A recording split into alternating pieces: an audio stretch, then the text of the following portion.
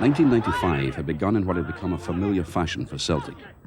After a promising start in the title race, league form had stuttered, and January saw 3 consecutive draws with Rangers, Dundee United and Hearts, the kind of results which had come to characterise Celtic's league performances that season. Thoughts turned to Scottish Cup business. Memories of Celtic's League Cup defeat at the hands of Raith Rovers still lingered. As Celtic lined up to face St Mirren, only 4 members of that starting 11 were in the lineup to begin the Scottish Cup campaign.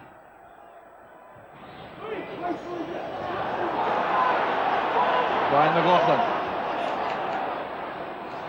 Jinking and turning and looking for an opening inside the area. Tackled by Fullerton, reaches Boyd. Ball played across and a superb header there by Willie Faulkner. Celtic have made the breakthrough. Bonner celebrates and there's relief all around the stadium. A crowd of more than 28,000 people, and at last Campbell Money is beaten. Good ball played in here by Tom Boyd to the far post, but attacked superbly by Willie Faulkner, and that time Money had no chance. Well, a tackle from Fullerton robbing Brian McLaughlin, but Boyd in just the right place to flight this across, and that attacking header by Faulkner was so effective. Collins flights it in, a chance on again, and this time Van Hooijdonk scores. He celebrates his second goal in Celtic colours, and it's sure to be a killer goal in this cup tie. In a shrewd piece of business by Celtic, £1.5 million had purchased the prolific goal-scoring talents of Pierre Van Hooijdonk from Dutch side Breda, for whom in the previous season he had netted 25 goals in 31 games at the top level of the highly competitive Dutch league. He also holds the Dutch record of 11 goals in 11 consecutive games, previously held by Dennis Bergkamp. It didn't take long for Pierre to demonstrate his capabilities, with a magnificent debut strike against Hearts in the league.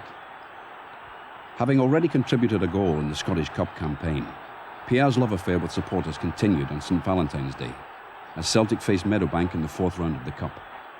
The romance of the Scottish Cup didn't last long for the Edinburgh side, after a Faulkner knockdown found Pierre on the edge of the box.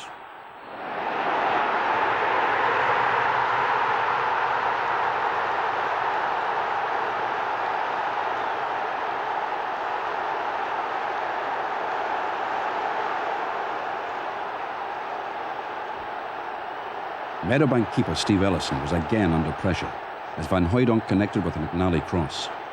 As his effort cannoned off the bar, Faulkner was on hand to tidy up and put the Celts 2 ahead.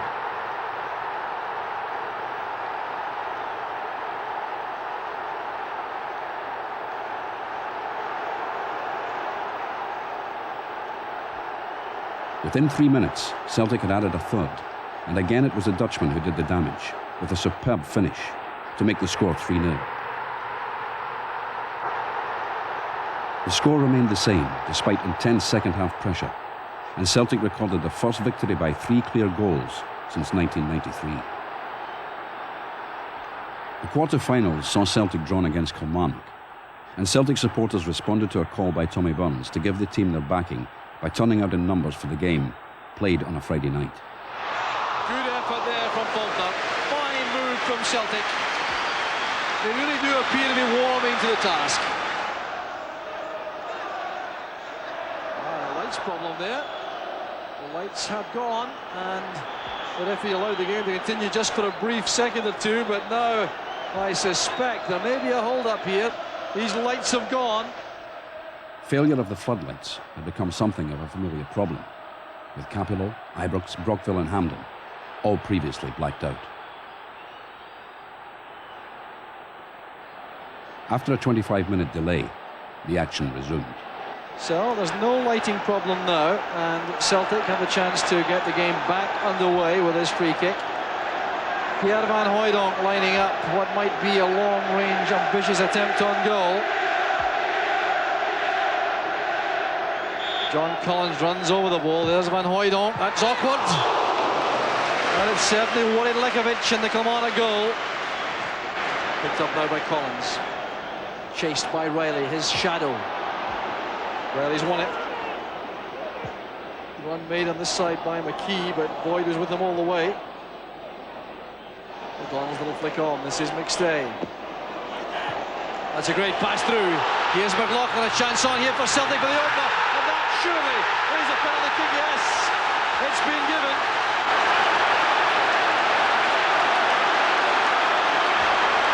So penalty kick for Celtic. John Collins will take it. He scored the only one he's taken so far this season. That was against Kilmarnock. He's done it again. Celtic take the lead. Relief there on the Celtic bench. Tommy Bonds looks satisfied.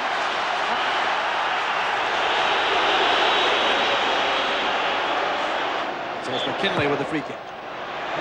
Hoyduk attacking the ball, and it's in. She's wide of the target.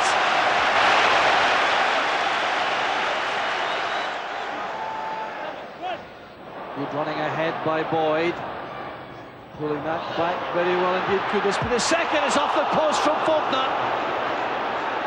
Excellent move again from Celtic. And Willie Faulkner once again the forward out of luck for Celtic. Referee brings the match to an end. A huge roar from the Celtic supporters. Celtic go through to the semi-final of the Tennis Scottish Cup. While the team pursued a place in Europe and looked forward to a semi-final clash with Hibs, there continued to be a lot of activity off the park. Fergus McCann and his team had presided over the most successful share issue ever in British football, exceeding the original £9.4 million target easily. Celtic's stadium development was also bang on schedule, with the construction of the new 26,000-seater North Stand continuing apace. Having begun work last summer, progress has been dramatic. The structure can be seen for miles around and offers not only a magnificent view of the pitch, but also a panoramic view of Glasgow itself. The first phase of the reconstruction of Celtic Park will be completed in time for the start of season 95-96 and will allow supporters to make a welcome return to paradise.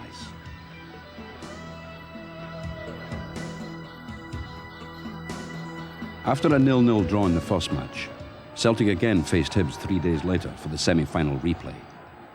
It would prove to be one of the most memorable matches of the season.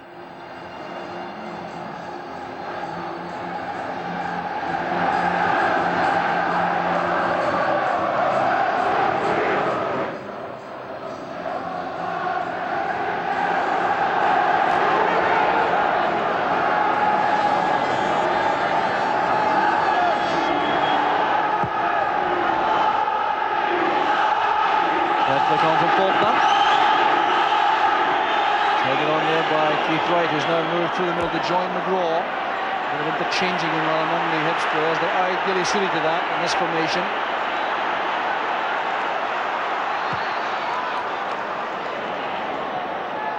Faulkner again doing well in the air this time. Andy Millen dropped off him, picked up the loose ball. McGraw to McGinley. This is what he's so good at, breaking from midfield.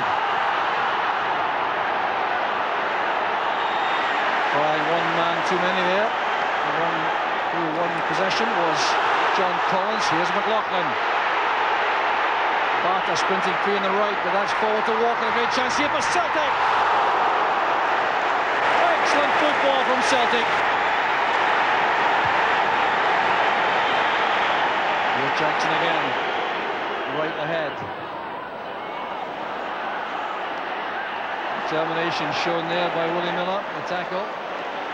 Space for Andy Walker. This is McStay breaking from midfield. Shooting chance perhaps to Paul McStay. Excellent goalkeeping by Leighton.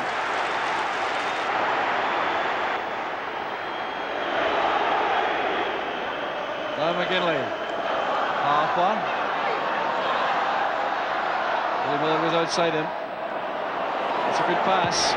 And an excellent cross. A chance for Tweed.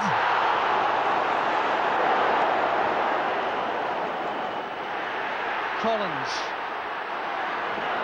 Walker's way up. Here's McLaughlin again. That was very well timed by Mitchell. Barter pushing forward from the right back position. Walker. Barter. Great play from Celtic.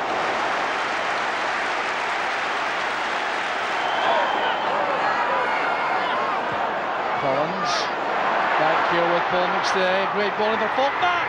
That's Fielder! Brilliant play from Celtic.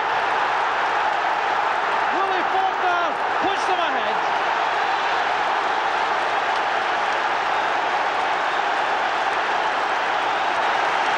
Well, superb play from Celtic. Willie Faulkner getting his 6th goal of the season and justifying his inclusion to replace Pierre Van Hooijdonk.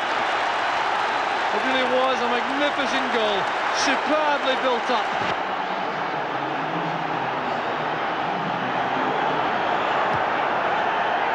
Oh, there's Harper on the far side. It's a turn back though. Faulkner wins it. Here's McKinley. Tweed on his own there, inside the box, defending for Hibs. Jackson. That's great play by Faulkner. Well, he's enjoying himself all right tonight. There goes McLaughlin. That's for Walker. And Graham Mitchell did just enough there. Good first time effort there for Faulkner.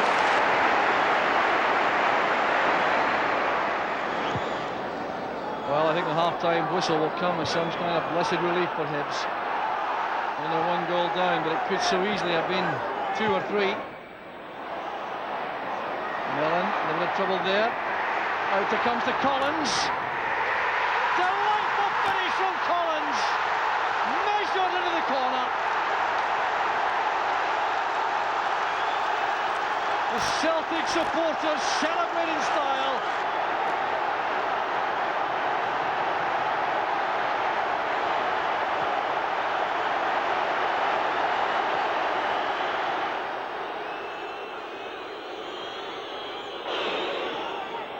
That's Evans, the ball straight away for Hibs.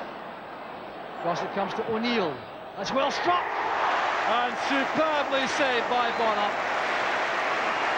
What a difference that might have made to the run of the game.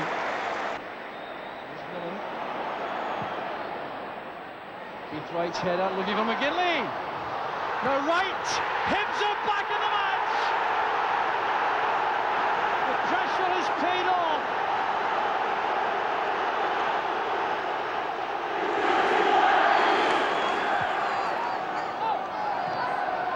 There from Walker. This is Faulkner. Now McStay.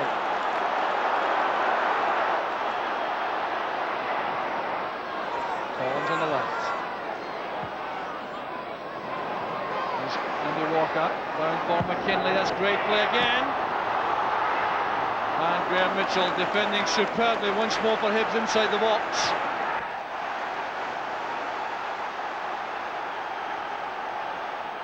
Mitchell to Jackson.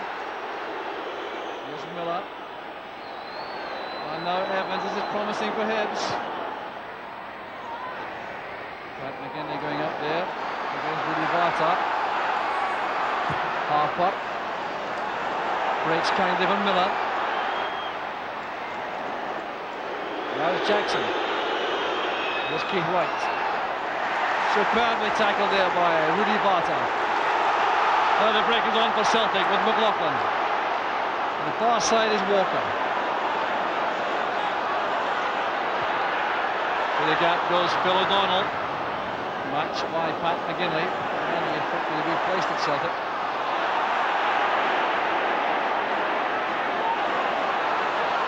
O'Donnell again. Back here with Vata.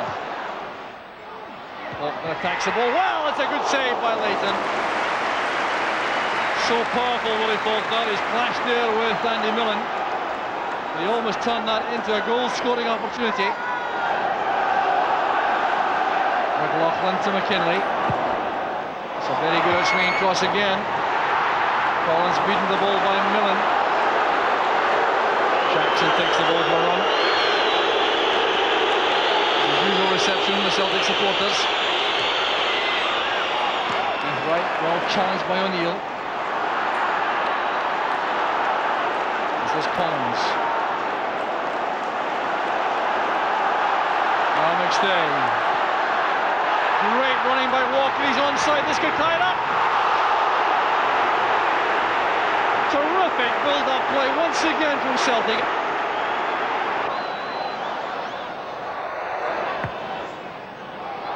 Chance on over the header, that'll settle it! Phil O'Donnell for Celtic.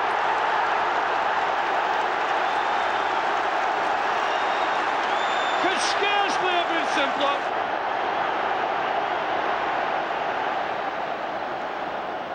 There's Michael O'Neill for the free kick. Warner's in trouble, that's Keith Wright lofting it in with a header. And it's turned off the line by O'Donnell. Well, he's been very influential since coming on. The second half substitute for Peter Grant.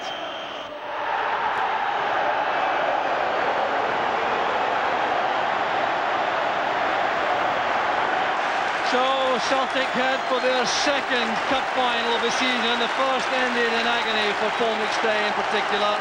The penalty shootout, and they could have got a cup final against Raith Rovers. Now they face First Division opposition again in the 10th Scottish Cup final. This time it's the men from Airdrie. As Celtic anticipated a Scottish Cup final clash with Airdrie, no one had any doubt about how important this match was to all those connected with the club. Celtic were just one game away from winning their first trophy since 1989 and erasing the memory of the League Cup final defeat earlier that season.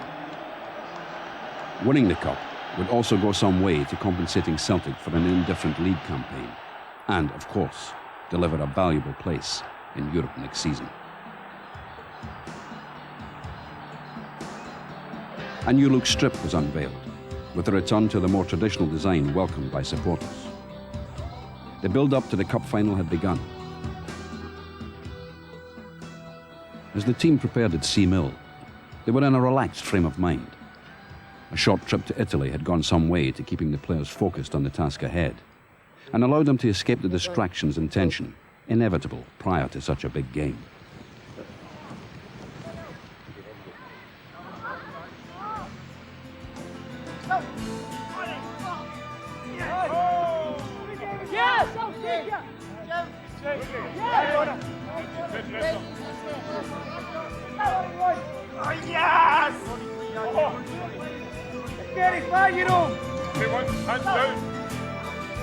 A 3-0 victory over Rangers towards the end of the season had been encouraging, and it was to the senior members of the squad that Tommy Burns looked to for their experience and maturity.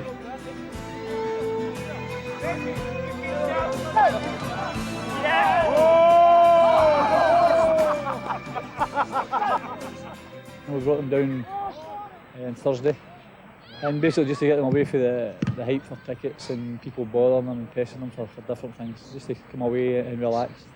And they trained this morning, it went very well, so we're well prepared. A major blow was the loss of Brian O'Neill through injury.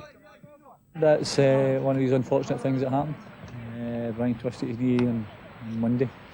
We left it a couple of days to come back in and try to train on it again, and unfortunately the same thing happened. So we know what the problem is, and we just need to get that sorted now. There was, however, some good news. Peter Grant, who we thought had no chance a fortnight ago, has come right back in and showed a lot of mental toughness to get himself right back into the frame again. Celtic also had to contend with the fact that Tony Mowbray would also be missing from the centre of defence due to suspension. Mark McNally and Rudy Vata were drafted in to plug the holes in defence, while Simon Donnelly, who made a recent return to first-team football, would team up with Pierre van Hooijdonk.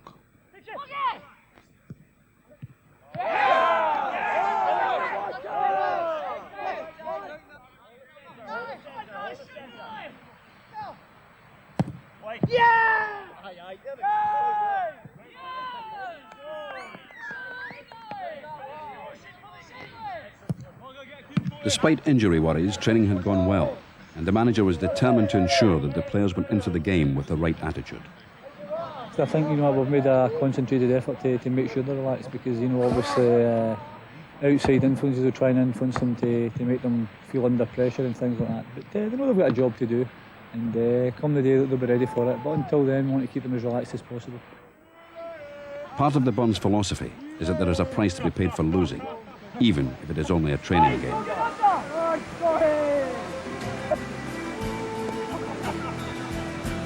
That guy's still in your seal.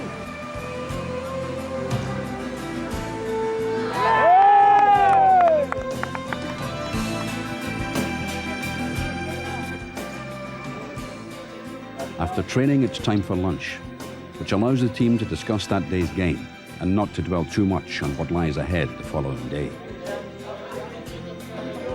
One of the greatest difficulties when preparing for a big game is avoiding boredom. However, there are no shortage of characters in the Celtic squad to keep the spirits up and the players relaxed.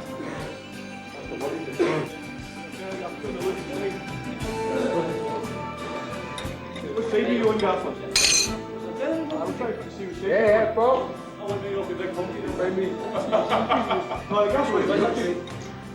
Yeah, I was up to the waiting times that. Oh, he was alright. Rudy? Yeah. No, you went twice, baby. £10 sterling. English money. Been defeated today. Been proud of my family leaving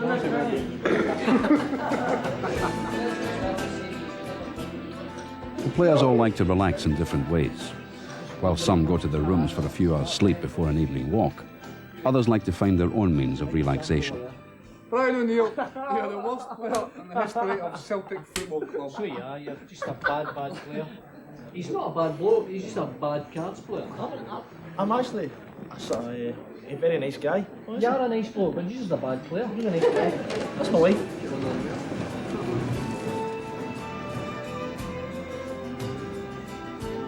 Grazie, grazie.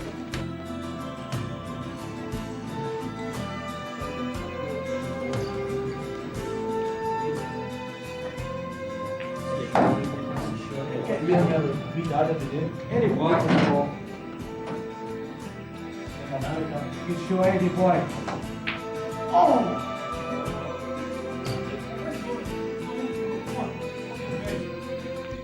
Eddie. Superb, Eddie boy.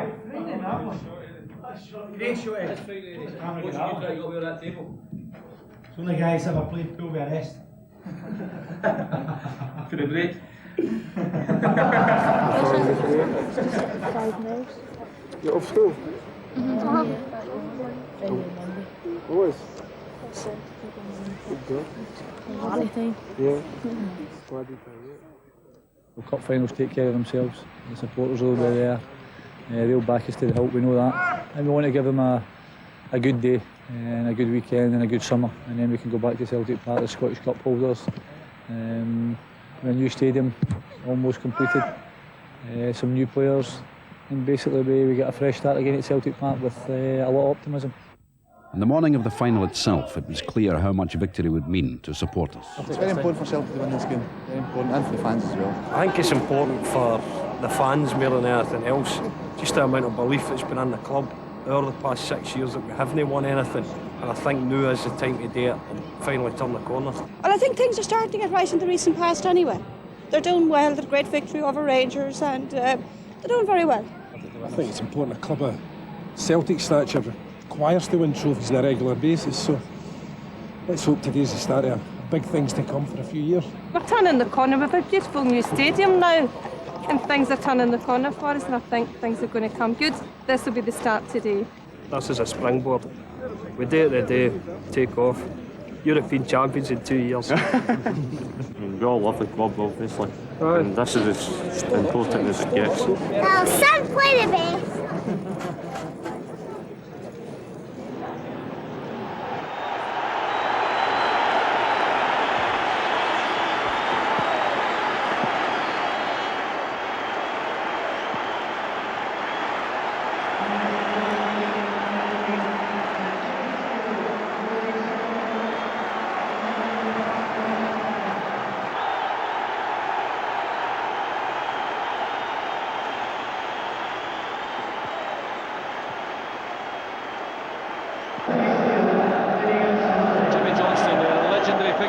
Celtic team of the 60s and 70s, signing autographs. He will do, I'm sure, until the day dies.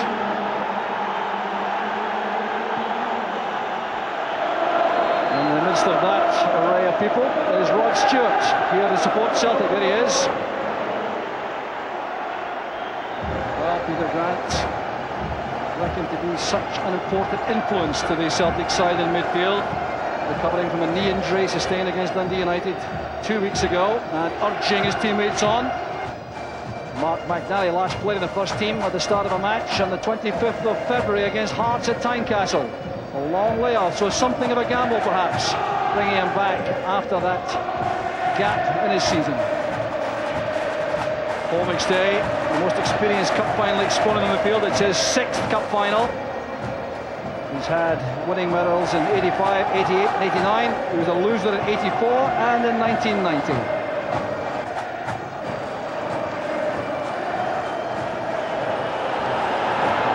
The Tennis Scottish Cup final of 1995 is underway.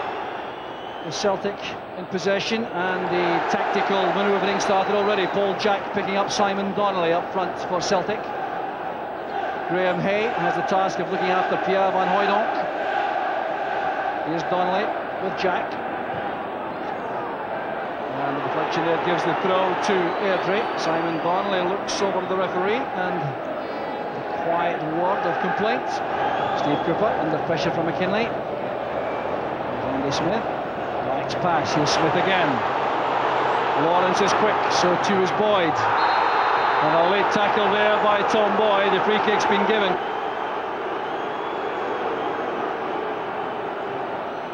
Paul Harvey's free kick. Van Hooijdonk back in defence, clearing for Celtic.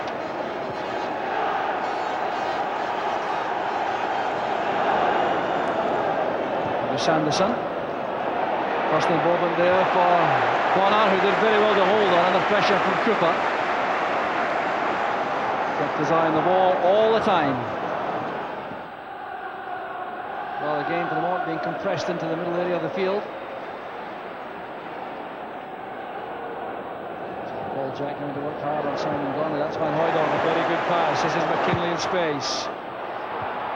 And good tidying up work there by Kenny Black, who matched Paul McStay's run into the box for Celtic. Very experienced player. Tosh McKinley's corner, clear header there from McNally. The golden opportunity goes a-begging for Celtic. No one picked him up. It's really careless defending here from there, because Mark McNally's allowed a clear passage there and really should be hitting the target with that header, because he's not got an awful lot to do to meet the ball, and he really should have hit the target there.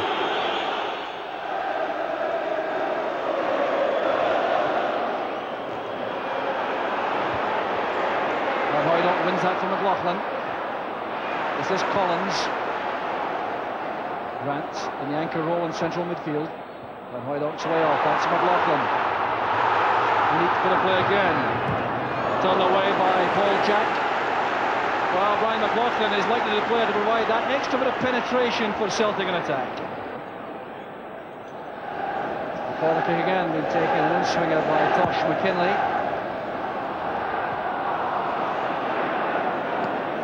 Allowed to run away there for the throw to Airdrie.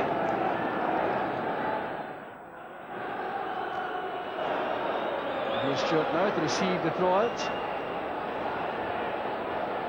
I think he does have a very important role this afternoon, Stewart, because Brian McLaughlin's the kind of player who can break up a man-marking system by going past a couple of defenders.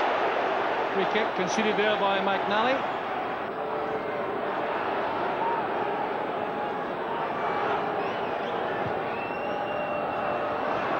Gets up very well indeed for that. Celtic defence standing firm.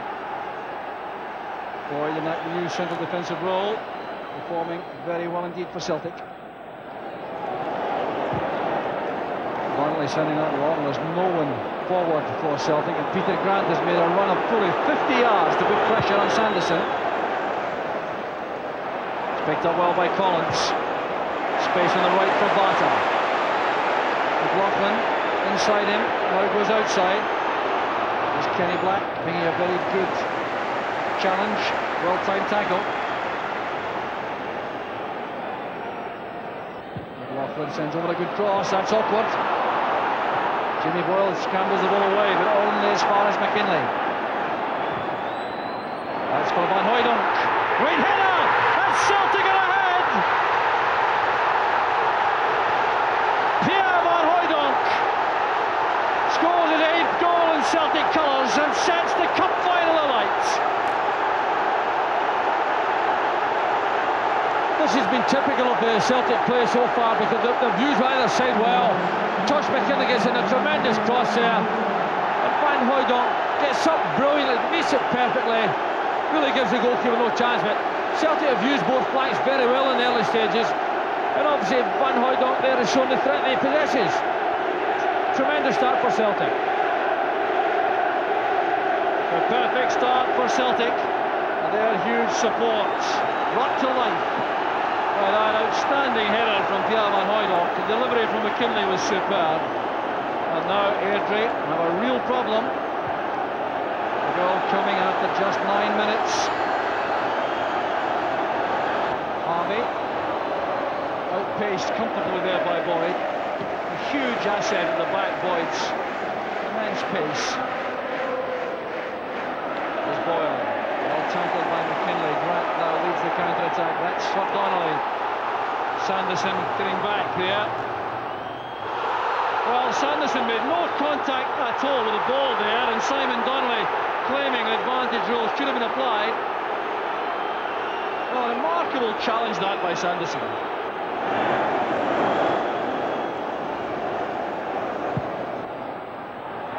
Misunderstanding in the box there between Barta and Van Hooijdonk.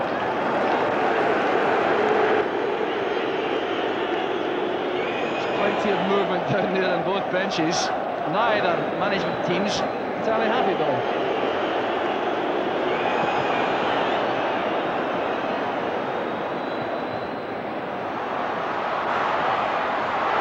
Good play from Airdrie. There's Lawrence. Good block by Bonner. Superb football there in the build-up.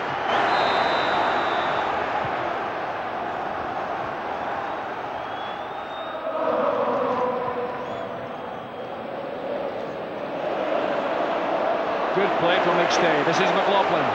Collins wide on the left. Target there was Donnelly. Nimble play again from Sandy Stewart. Won well by Grant. The pass finds Van Hooijdonk offside. Very close indeed though. Good tackle, sorted that off from Peter Grant. It was a good tackle for Peter Grant here, and quickly looks up, and I'm not convinced that Van Hooijdonk was offside. Jimmy Boyle fighting that in. Handed away by McNally to Sanderson. A great effort on the volley. Well, it will be a tremendous occasion to score your first goal of the season. That's what Sanderson was trying to do there. Celtic for the moment looking very comfortable in this lead. Sandy Stewart's header goes straight to Collins. He's immediately challenged by Boyle. Donnelly to McLaughlin. Now McKinley. Collins has gone inside. That's good running by McKinley. That's great play by Tosh McKinley. You could see every defenders reluctant to tackle him inside the box as he made for the byline.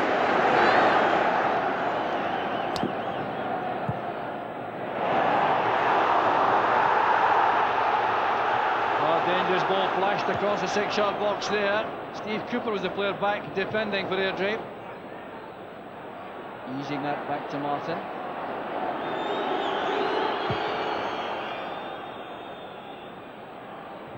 McNally's header. There's no offside. Donnelly was coming back, having closed down John Martin in goal.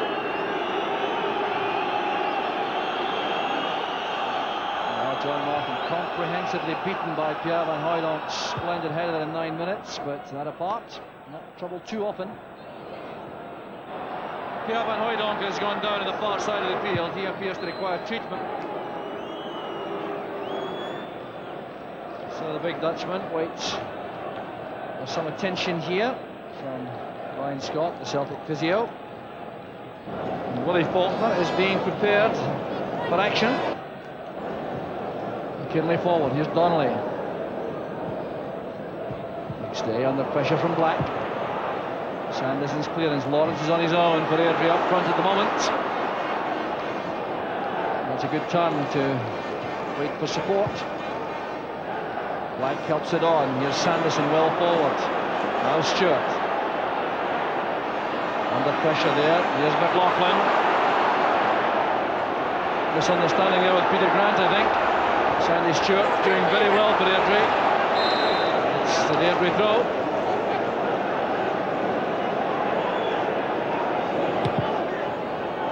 once again. Barta to Van Hooijdonk. The touch was clumsy. It may well be his last involvement in the play. The Dutch striker is being withdrawn. So off goes Pierre Van Hooijdonk, the man who scored that splendid opening goal in 9 minutes. And he is replaced by Willie Faulkner. Scored for Aberdeen in the 1987 League Cup final, but finished on the losing side. Stuart's throw. This is Stuart again. Boyd at the back. Paul McStay has gone down injured. Still got a knock, I think, from which he expected to recover. McLaughlin goes wandering, gets the break of the ball off Cooper. Here's Tosh McKinlay. The aerial threat now comes from Faulkner. He's got into the Van Hooijdonk roll. There's Barta. Longley ahead. Well challenged by Jack.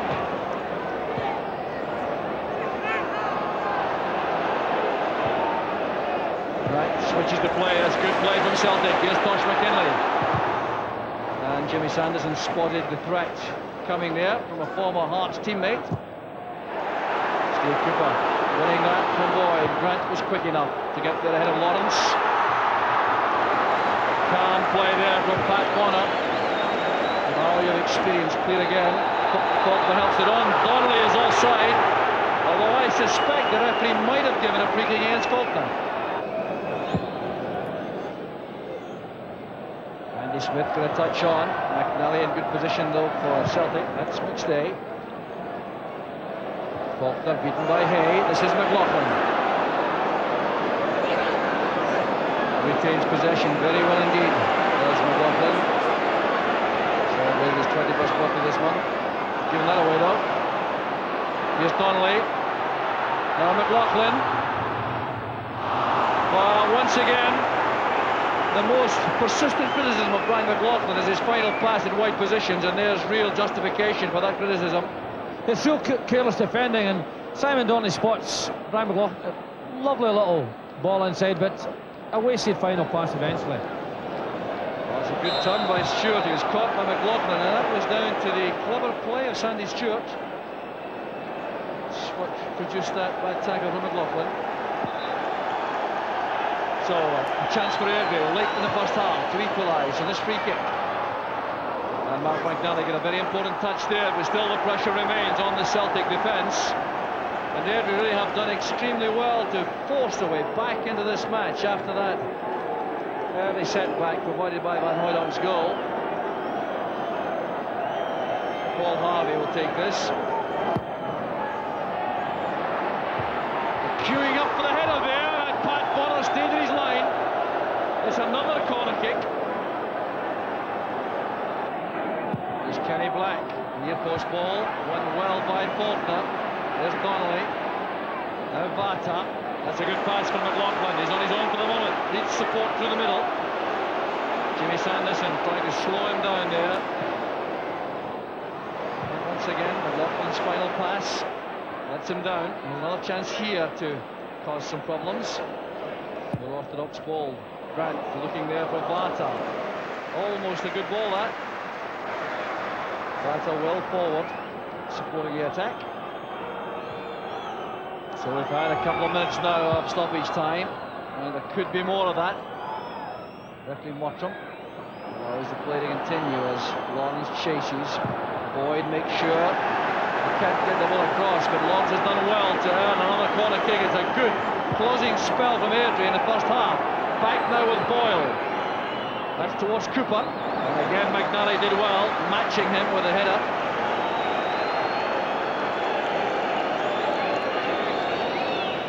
Kenny Black again. Andy Smith has gone up front, looking for the throw.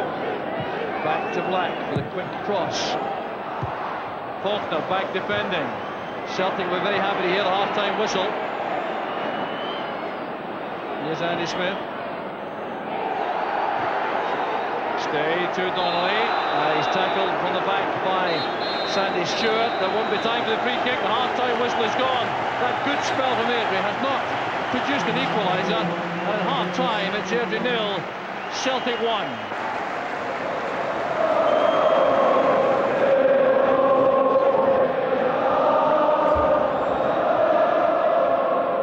We start the second half, and it will be very interesting to see what changes may have been made tactically. There's no obvious alteration in the Celtic formation for the start of the second half, but there must be concern, I would imagine, about the fact that John Collins in particular has been so well policed by Jimmy Boyle. Paul McStay also has been matched by Kenny Black. There's Mark McNally resisting a temptation to head back towards his goalkeeper. The free kick given against Donnelly. And Airdrie were looking to start the second half the way they ended the first. This time bleeped there by Cooper. This is Sandy Stewart. Back towards Black. Grant to McLaughlin. Faulkner goes to the right.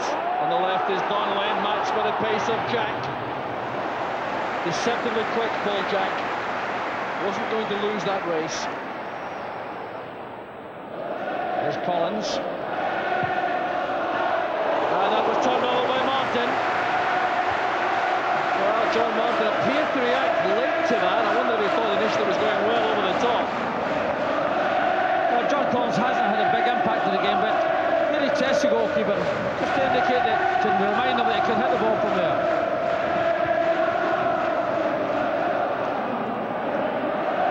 Jimmy Boyle battling hard there with both Collins and McKinley. Free kick goes to Airdrie, and Airdrie want to make a change. It is Paul Harvey who's being withdrawn. He'll not be pleased about that, I suspect. The man who won the quarter-final all on his own against Raith Rovers makes his way to the bench beyond his manager. Tony Smith has come on. That's Grant. Chase here for Faulkner. He's done well to reach that. Allowed to go by Hay. Headed chance here for Collins. Totally unmarked. Well, that could have won the cup finally for Celtic. The diving header from Collins. Yeah, it's a terrific ball into the middle there, and Jimmy Boyle was delighted because he just allowed John Collins to run into that box, and really I think John Collins will be disappointed that he didn't hit the target. Here we see him. He runs away, he's left his marker. Really should have hit the target there. Now McStay. Good pass from defence. This is Grant. Hustled all the way by Andy Smith. Grant did well. This is McStay again. Donnelly. McKinley. Bit of wrestling going on between Donnelly and Jack as Jimmy Boyle turns the ball out for a throw. Let's have another look at Peter Grant in possession here under the most severe pressure from Andy Smith. Now, he didn't react badly to that, kept his eye on the ball, knew exactly where Smith was, and picked out McStay. The number 10 is being held up. It looks as though Donnelly is being withdrawn. So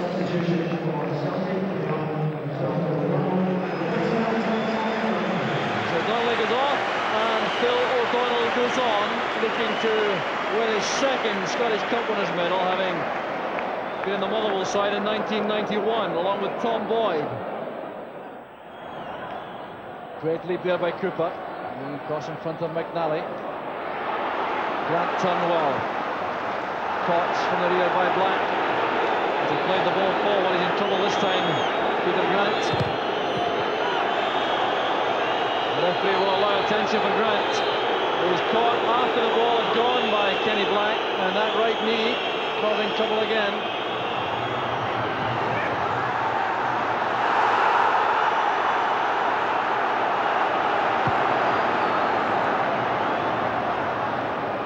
Here's Lawrence in behind McNally, a chance for Airdrie. In goes Peter Grant. Excellent play by Grant. He's injured again. Clearance there by McNally. That is in trouble this time. It's out for a throw, and the referee will allow treatment. I'm sure Mark McNally and Peter Grant requiring attention. Grant clearly in considerable pain.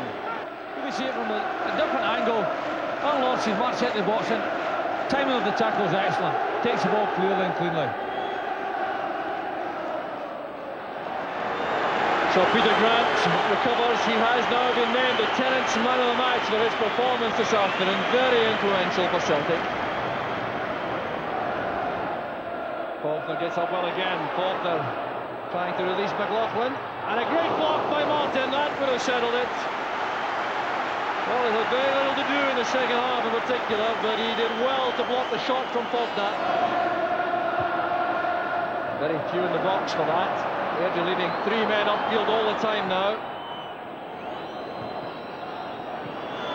McNally did well to halt Lawrence. Here's Andy Smith. Goes wide here from McIntyre.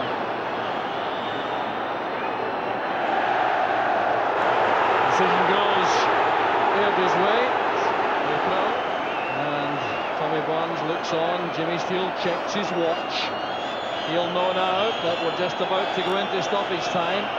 But there could be a great deal of that, though. Tommy Barnes can hardly wait and hardly watch. Final whistle goes! Celtic have won the Tennent's Scottish Cup.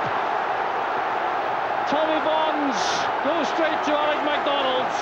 It certainly wasn't a classy, distinguished performance, but that doesn't matter to Paul McStay. Look at the joy on the captain's face. It's been a tough, grinding performance all the way through, but Celtic have achieved their target, which was victory this afternoon. They've won the Tennent's Scottish Cup. They're in Europe next season, and these supporters are all set to celebrate.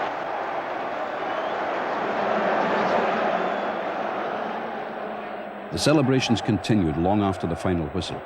The supporters savoured the moment when Celtic had finally laid to rest a period in their history which had seen 6 long years without a trophy. In that time there had been moments of despair. Now the overriding emotion was one of complete joy.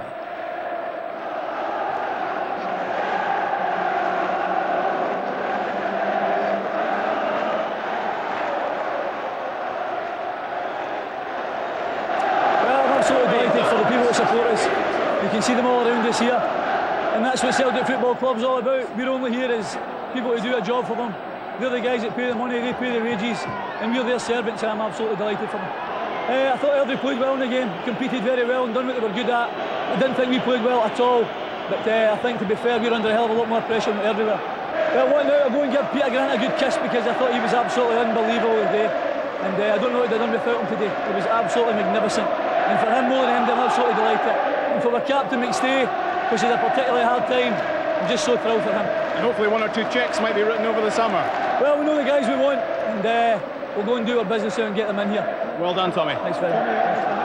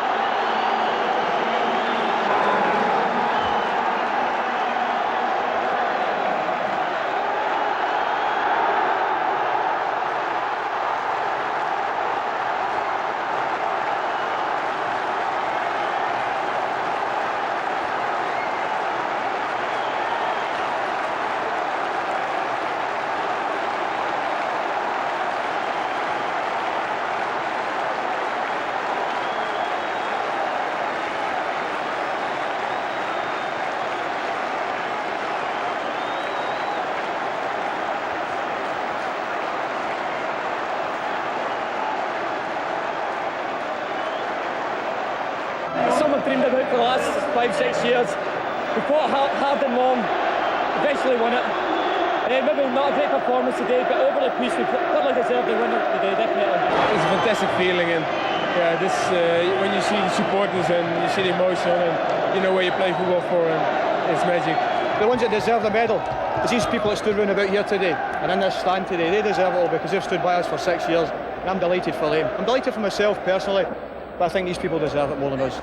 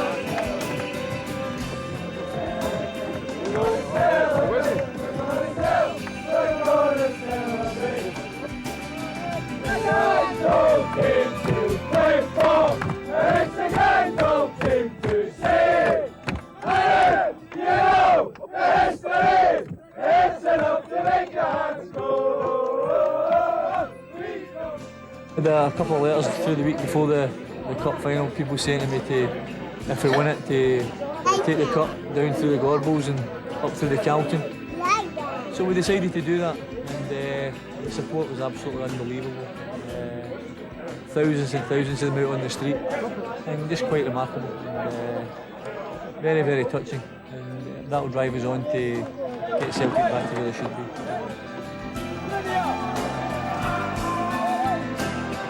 We done a wee diversion today. We travelled through the town, and you can see the sort of relief and the sort of joy in their faces, you know, and that means a hell of a lot to us guys, our players, because we want to bring that to our fans.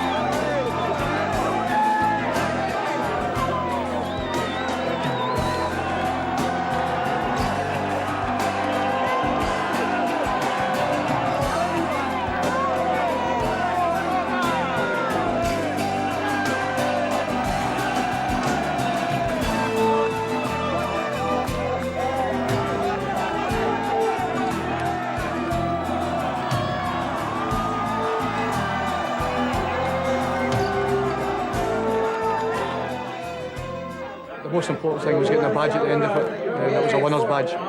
And that meant the world to me. As I say, it's been the greatest football day of my life. I've won the double, I've won league championships, but I can honestly say I've enjoyed this most, and I'm going to make sure it lasts. Today is the best feeling I've had in football. I suppose probably a sense of relief and a lot of other emotions were mixed in there, but I can truly say that today is the best feeling I've had when I looked round and saw the Celtic support and the way they celebrated the first trophy for 6 years. Mentally it's been torture after the last final, and I just determined to go and put it right, and all the other lads are determined to put it right as well. As I said to the fans, they deserve it. Things are taking shape at the club off the park, and the most important thing is what the fans want to see is things taking shape on the park. So I think we've put that right tonight, and we'll let them celebrate for a wee change.